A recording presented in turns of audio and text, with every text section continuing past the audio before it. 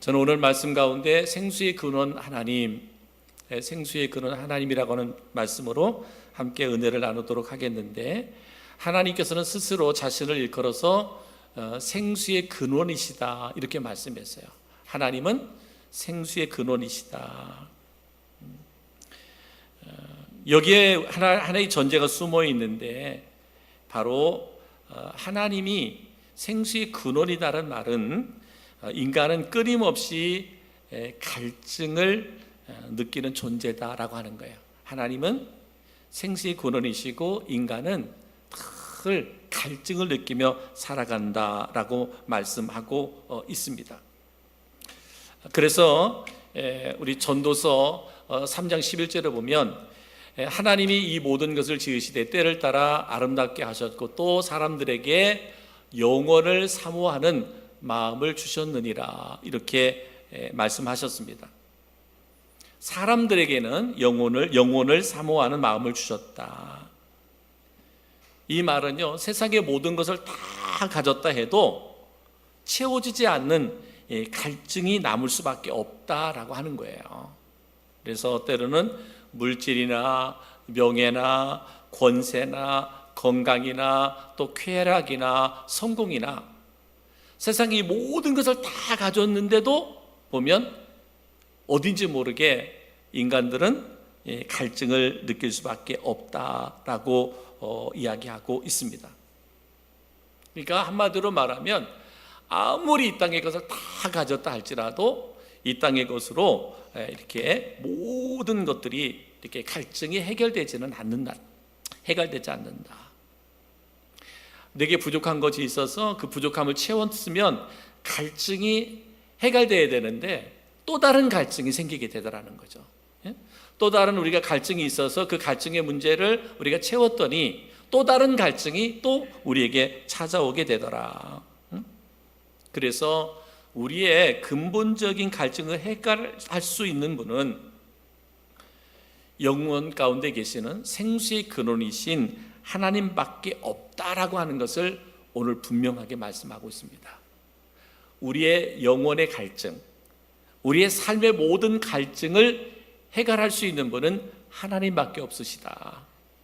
성도 여러분, 저는 이 믿음을 갖고 살아가기를 주님의 이름으로 축복합니다. 우리가 열심히 살아야죠. 우리의 필요한 것들을 채우기 위해서 우리는 열심히 살아야 됩니다. 최선을 다해야 됩니다. 성실하고 정직하고 진실하고 부지런하고 그렇게 살아가야 됩니다. 그러나 그러는 가운데 더욱더 우리가 그래서 의지할 분은 누구냐? 우리의 생수의 근원 되신 바로 하나님이다. 하나님이다. 그래서 모든 근원, 모든 것의 근원이 하나님이시기 때문에 하나님부터 시작되기 때문에 바로 그 하나님을 신뢰하고 하나님을 의지하고 하나님만 믿고 나가야 된다라고 말합니다. 그래서 하나님을 떠난 인생은 세상의 모든 것을 다 가졌을지라도 그들은 불행한 인생이고, 그러나 하나님께 붙어있는 인생은 복이 있는 인생이다. 행복한 인생, 감사와 만족이 있는 인생, 그것은 뭐냐? 하나님께 붙어있는 인생, 즉 하나님으로부터 늘 생수가 공급되어지는 그러한 삶을 살아가는 인생이 복이 있는 인생이다, 행복한 인생이다 라고 말씀하고 있습니다. 그래서 오늘 예레미야서 2장에서 주시는 말씀을 보면 왜 하나님께서 예레미야 선지자를 통해서 이 말씀을 주셨을까? 이 말씀을 주셨을까? 지금 예레미야 시대 때 보면 이스라엘이 남과 북으로 나누어졌지만 그들은 철저하게 하나님 중심의 삶을 살지 않았습니다. 도리어 이방의 우상을 섬기고 자신들의 욕심을 따라서 살아왔던 그들이었습니다. 그들을 향하여 오늘 예레미야서 2장에서 하나님이 그들 향해 주시는 말씀이 있어요. 하나님을 향하여 가는 길을 바꾸지 마라. 하나님을 향하여 가는 길을 바꾸지 마라 라고 말씀하고 있습니다. 예레미야서 2장 5절에 보면 이렇게 말합니다. 나 여호와가 이같이 말하노라. 너희 조상들이 내게서 무슨 불의함을 보았기에 나를 멀리하고 가서 헛된 것을 따라 헛되이 행하였느냐 라고 이렇게 말하고 있습니다. 또 예레미야 2장 11절에 보면 이렇게 말합니다. 어느 나라가 그들의 신들을 신 아닌 것과 바꾼 일이 있느냐. 그러나 나의 백성은 그의 영광을 무익한 것과 바꾸었도다 라고 말합니다. 그러니까 무슨 말이냐면 지금 이스라엘 백성들이 오직 하나님만을 믿고 하나님을 의지하고 하나님만을 예배하며 살아가야 되는데 이제는 뭐예요? 하나님을 떠나서 이방의 신을 섬긴다는 거예요. 이방의 신을 따른다라고 하는 것입니다. 여러분, 이스라엘 백성들은 하나님이 선택한 선민이죠. 그죠? 그래서 그들은 하나님의 특별한 백성이에요. 그들은 오직 하나님만을 섬기고 하나님만을 예배해야 하는 그런 백성이었어요. 하나님만 섬기는 그 길로 갔었어야 돼요. 그런데 다른 길로 갔다는 거잖아요. 다른 길로 갔다라는 거예요. 우상의 길로 갔다라는 거예요. 또 하나는 뭐예요? 우상과 하나님을 짝하여 섬기는 거예요. 하나님도 섬기고 우상도 섬기고 이런 거예요. 그래서 오늘 성경은 뭐예요? 다른 길로 가면 안 된다. 우리 그리스도인은 성도는 우리가 가야 할 길이 있잖아요. 그죠? 성도가 가야 할 길이 있어요. 여러분 한번 생각해 보십시오. 오늘도 우리가 식사하고 이게 노방전도 나갔잖아요. 여러분 세상에서 그 시간에 돈 줄 테니까 나가서 전단지 돌리라고 하면 여러분 가시겠어요? 그 한시 가장 뜨거운 시간에 낯선 사람들에게 가서 전단지 돌려라, 일당 줄게, 그러면 쉽게 가겠느냐 말이죠. 아니잖아요. 근데 여러분 그 길은 뭐예요? 그리스도인 내가 가야 할 길이라는 거예요. 우리가 행할 길이라는 거예요. 왜? 주님이 그렇게 나를 사랑하셔서 그 길을 걸어가셨거든요. 때로는 멸시를 당하고 천대를 받으며 비난과 조롱을 받으면서도 주님은 그 길을 걸어가셨어요. 왜? 나를 구원하려고. 그러니까 그 누군가, 내가 알지 못하지만 그 영혼을 하나님 구원하시기 위해서 오늘도 저희들을 보내신 거거든요. 보내신 거거든요. 근데 그게 뭐예요? 내가 가야 할 길이라는 거예요. 성도가 가야 할 길이라는 거예요. 그리스도인이 가야 할 길이라는 거예요. 그러면서 하시는 말씀이 뭐예요? 그 길을 바꾸지 마라. 성도가 가야 할 길을 바꾸지 마라. 그리스도인이 가야 할 길을 바꾸지 마라. 어떤 분들은요 그렇습니다. 죄악된 길을 가다가 하나님을 섬기는 길로 가는 사람들이 있어요. 우리가 오늘도 복음을 전했는데 여러분 그들 가운데는 그죠? 복음을 듣고 지금은 반응 안 했는지 모르지만 어느 날인가 내가 전한 그 복음 때문에 그들이 죄악된 길을 가다가 하나님을 섬기는 길로 변화될 수 있어요.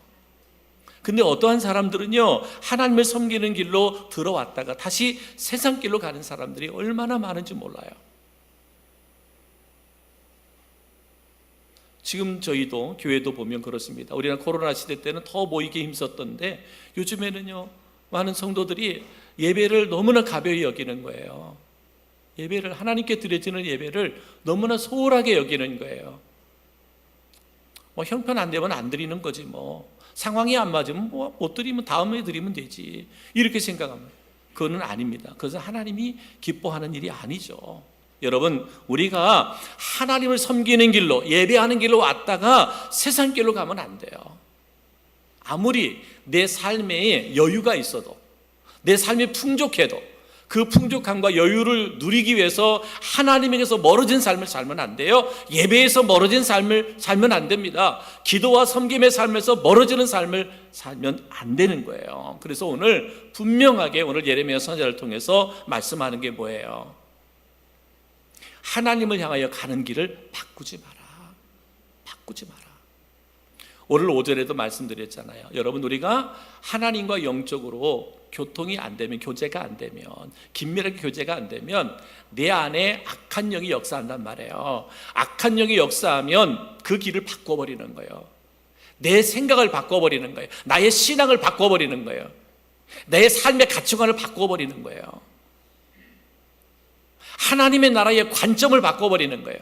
종말론적인 가치관을 바꿔버리는 거예요. 그러니까 뭐예요? 이 세상 이렇게 좋은 세상인데 그냥 즐기자는 거잖아요. 누리자는 거잖아요. 그러나 우리가 하나님 나라의 관점을 갖고, 그리고 종말론적인 관점을 갖고 가치관을 갖고 살아가는 사람은 때로는 내가 이 땅에 하고 싶은 일이 있고 정말 내가 좋아하는 일이 세상에 있다 손치더라도 하나님이 기뻐하지 않는다고 생각하면 내려놓을 수 있는 거잖아요. 왜? 우리는 영원한 하나님의 나라, 영원한 하나님의 나라 천국이 나의 것이기 때문에 그런 거잖아요. 바로 이러한 믿음을 가지고 우리가 나아가야 된다. 그래서 하나님을 향하여 가는 길을 바꾸지 마라. 오늘 예레미야 선지자를 통해서 우리에게 말씀하고 있습니다. 우리 주님만 바라보고 주님만을 전적으로 의지하고 주님과 동행하며 살아가는 우리 모든 성도들이 되어질 수 있기를 주님의 이름으로 축복합니다. 두 번째는 뭐라고 그랬느냐? 두 번째는요, 생수의 근원 되시는 하나님을 선택하라, 이렇게 말합니다.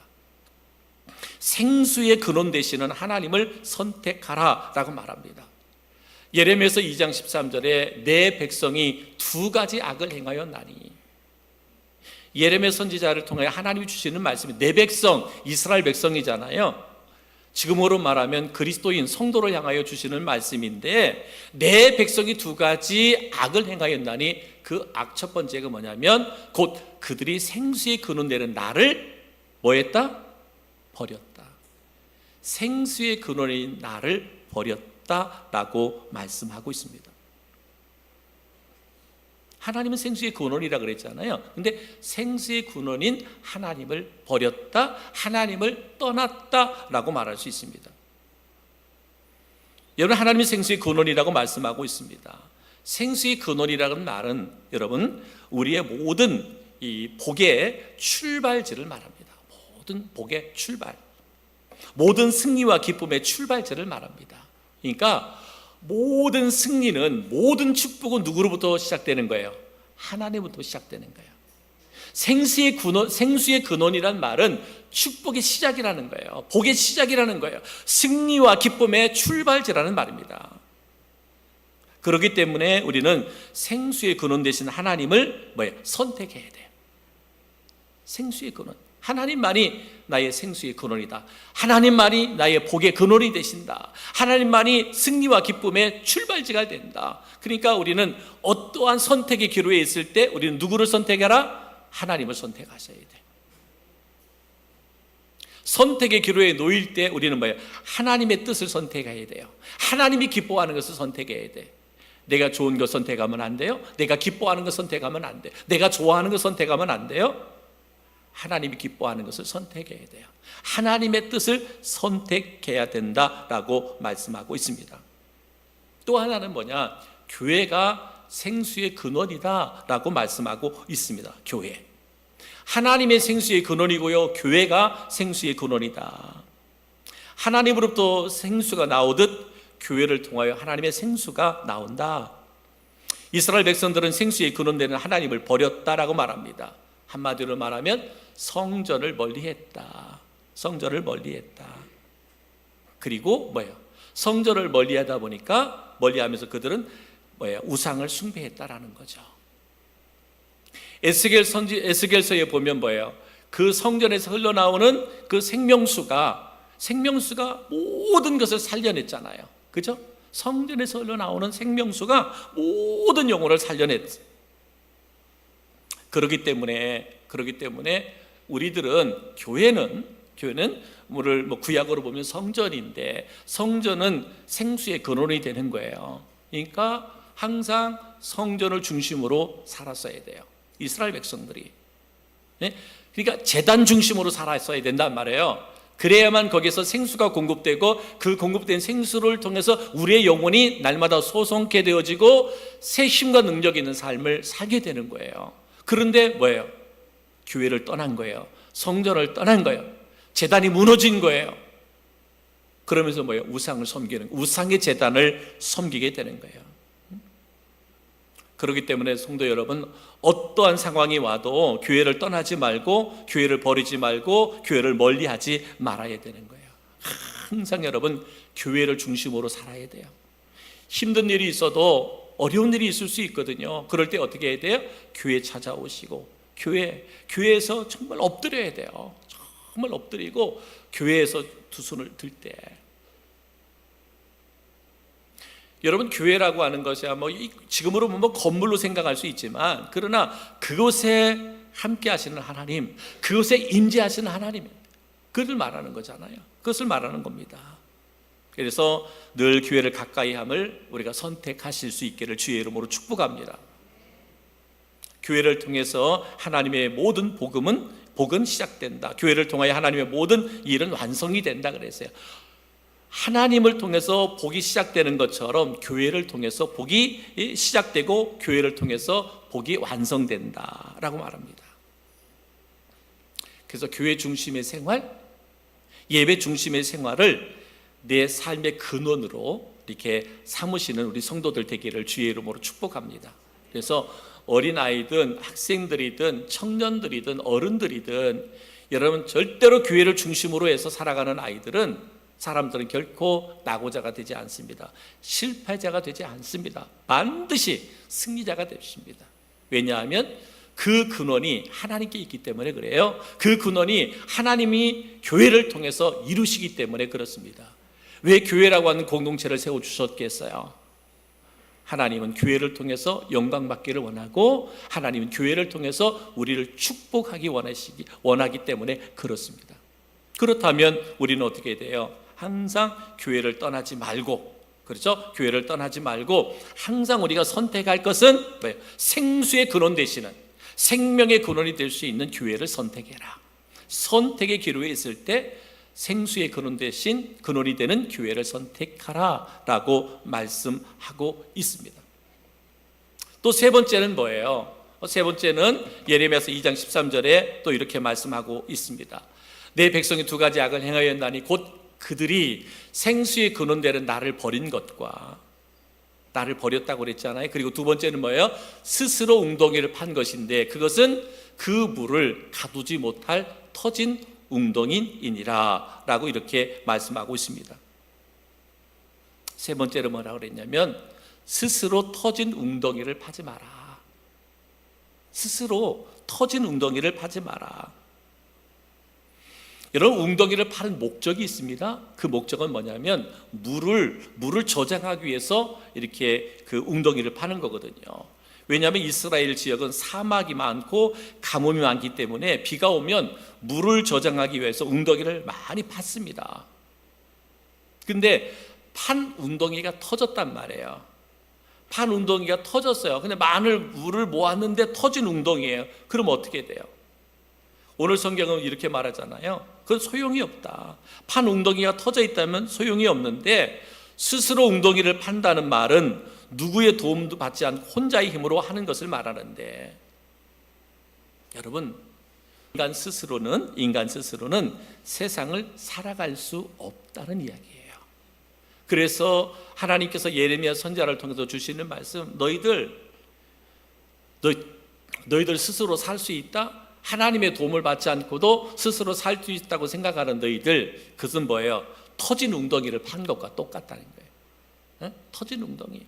나름대로 열심히 노력해서 물을 저장하려고 웅덩이를 팠지만, 그러나 그 웅덩이는 터진 웅덩이라서 물을 저장할 수 없다라고 하는 거예요. 아무리 내가 잘나고 똑똑하다 해서 내가 열심히 이 세상에 살아보려고 몸부림을 쳐보지만 너희 스스로는 안 된다는 거예요. 너의 모든 노력이, 너의 모든 수고가 터진 웅덩이를 판 것과 똑같다라고 말씀하고 있습니다. 우리는 생수의 생명의 근원 되시는 하나님의 도움을 받으며 살아가야 돼요. 이것이 신앙입니다.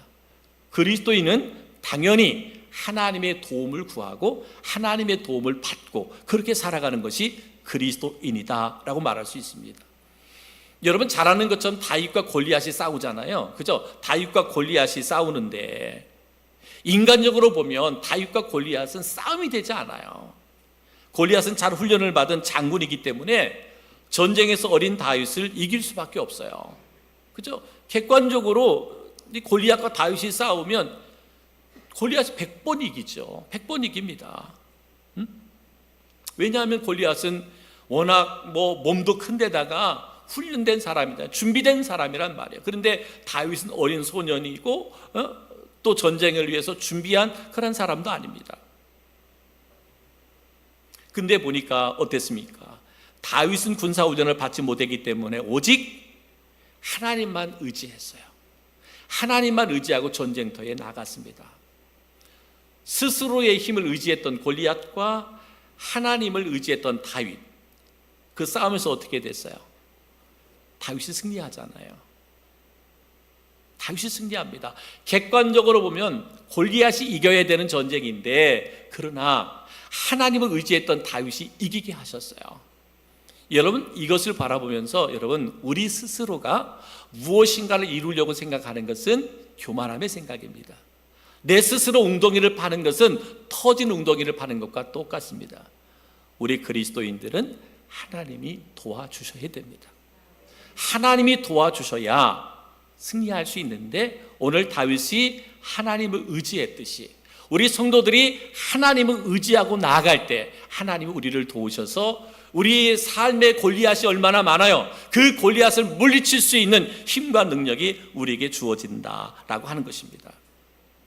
그러므로 성도들은 생수의 근원 되시는 하나님만 찾아야 됩니다. 하나님이 아닌 다른 썩은 물들이라도 모아보고자 자신만의 웅덩이를 파며 사는 것은 타락한 죄악된 모습이라고 볼 수 있어요. 사람들의 마음 가운데 영혼을 사모하는 마음, 하나님을 찾는 그런 마음이 도저히 그 공허한 마음을 세상 어느 곳에서 채울 수 없다. 우리의 마음을 채울 수 있는 것, 세상의 것으로 채울 수 없다. 자꾸 새로운 것으로 채우려고 하는 노력이 있지만 그것은 안 된다. 오늘 성경은 그것은 그 물을 가두지 못하는 터진 웅덩이에 불과하다라고 분명하게 하나님이 예레미야 선지자를 통해서 이스라엘 백성들에게 주셨어요. 사랑하는 성도 여러분, 저희들은 열심히 살아가면서 열심히 노력하는 삶을 살아가지만 그 열심히 노력하고 애쓰는 삶이 터진 웅덩이를 파는 그러한 어리석음을 범하지 않기를 주님의 이름으로 축복합니다. 어거스틴은 이런 말을 했습니다. 우리는 당신을 향하여 살도록 지음받았기에 우리의 마음은 당신 안에서 안식할 때까지 평안할 수 없습니다. 그랬어요. 당신을 향하여, 하나님을 향하여 살도록 지음받았다. 우리는, 인간은 하나님을 향하여 살도록 지음을 받았다. 그래서 우리 마음은 당신 안에서 안식을 얻을 때까지 평안할 수 없다. 즉 하나님이 우리에게 안식을 주셔야만 우리가 안식할 수 있다라고 말합니다. 그래서 창세기 15장 1절에 보면 이렇게 고백했습니다. 아브라함아 두려워하지 말라. 나는 내 방패요 너의 지극히 큰 상급이니라 라고 말합니다. 하나님이 아브라함에게 나는 너의 방패요 나는 너의 큰 상급이다. 무슨 말이에요? 내가 너와 함께 할 때, 내가 너를 도울 때, 내가 너를 지켜줄 때, 내가 너를 축복해 줄 때 진정 내가 너의 방패가 될 것이며 내가 너의 큰 상급이 될 것이다. 우리가 가진 것은 상급이 아니라 오직 여호와 하나님만이 우리의 방패요 지극히 큰 상급이 된다. 지금 내가 가지고 있는 게 상급이 아니라 하나님이 나의 방패가 되시고 하나님이 나의 상급이 되신다. 그분이 나와 함께 할 때만 참된 승리가, 그죠? 축복이, 열매가 우리 가운데 있어지게 된다라고 말씀하고 있습니다. 사랑하는 성도 여러분, 생수의 근원이신 하나님을 떠나거나 버리지 말기를 주의 이름으로 축복합니다. 힘들다고 떠나지 마시고 또 좋은 일이 많다고 해서 하나님에게서 떠나가나 하나님을 버리지 않는 은혜가 있기를 바랍니다. 생수의 근원 되신 하나님을 찾지 않고 헛된 웅덩이를 파는 어리석음을 범하지 않기를 주님의 이름으로 축복합니다. 우리가 나름대로 열심히 수고의 삶을 살았는데 그것이 헛된 인생이 되면 안 되잖아요. 그죠? 터진 웅덩이를 판 것이 되어서는 안 되잖아요. 정말 물을 잘 가둘 수 있는 웅덩이가 되려면 하나님이 도우셔야 돼요. 하나님이 함께 하셔야 됩니다. 그러기 위해서는 하나님과 교회를 중심으로 살아가는 성도들 되기를 주의 이름으로 축복합니다. 여러분의 삶에 하나님이 중심이 되어야 돼요. 교회가 중심이 되어야 됩니다. 하나님의 뜻과 교회가 가는 길에 내 인생의 보조를 맞추어 신앙생활을 하시기를 바랍니다. 신앙생활 하면서 내 생각을, 내 뜻을 관철하기 위해서 갈등을 만들어내지 말고 하나님의 뜻과 교회가 가는 길에 여러분 인생의 보조를 맞추는 거예요. 인생의 보조를 맞추는 거예요. 참 저는 감사한 게 이렇게 총추석 전도주의를 위해서 우리가 기도하고 준비하면서 오늘도 노방전도를 나가는데, 그래도 목사가 목회 계획을 세우고 우리가 그래도 열심히 전도하자 그럴 때 함께 순종해주는 성도들의 모습을 보니까 얼마나 고맙고 감사한지 몰라요. 목사님, 요즘 같은 때 이게 더울 때 사람 나오지도 않는데, 가야 사람들 만날 수도 없는데 굳이 이렇게 가야 됩니까? 누가 이렇게 반기를 든다고 생각해 보세요. 그래서 하나님이 그 마음을 주셔서 이렇게 목회 계획을 세우고 그렇게 하는데 반기를 든다고 생각하면 참 힘들 거예요. 근데 그렇지 않고 순종하는 것은 뭐예요? 정말 하나님의 뜻과 교회가 가는 길에 내가 뭐예요? 보조를 맞춰가는 거예요. 여러분, 이게 신앙생활이에요. 이게 믿음생활이에요. 하나님이 감동받으시는 거예요. 전도? 우리가 전도해서 오늘 한 영혼을 구원할 수 있다, 안 한다, 그것은 우리의 권한이 아니잖아요. 그건 하나님이 하실 일이잖아요. 그런데 하나님의 뜻과 교회의 계획에 내가 보조를 맞춰 순종한다라는 것은 내게는 은혜고 축복이란 말이에요.